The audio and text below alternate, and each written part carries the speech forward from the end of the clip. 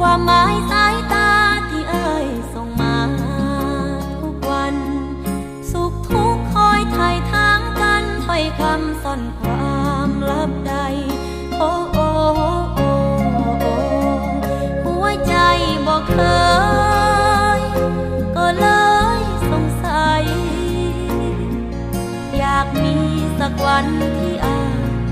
ช่วยแปลความหมายให้เห็นผ่านเงาได้เพราะอ้ายคอยเติมความรู้สึกดี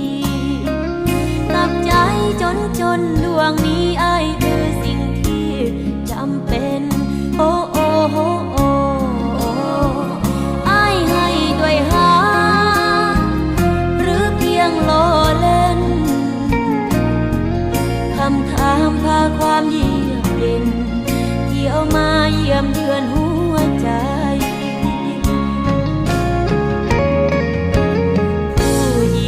ธรรมดา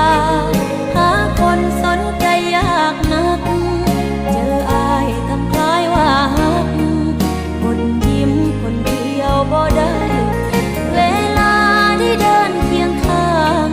โลกกว้างอุ่นขึ้นอีกหลายรอฟังคำอ้ายเปิดใจก็เหมือนห่างไปทุกที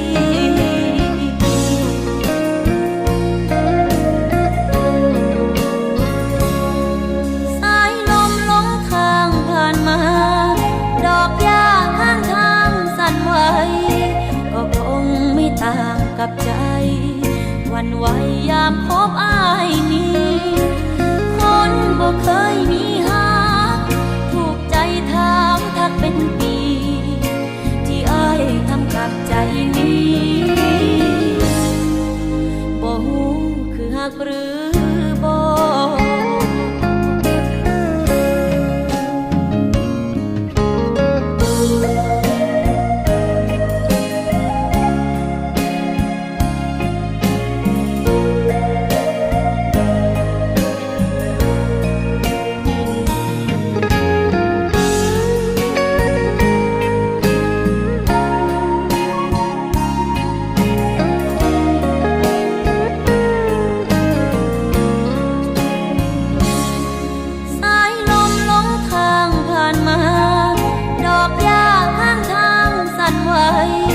ก็คงไม่ต่างกับใจหวั่นไหวยามพบอ้ายนี้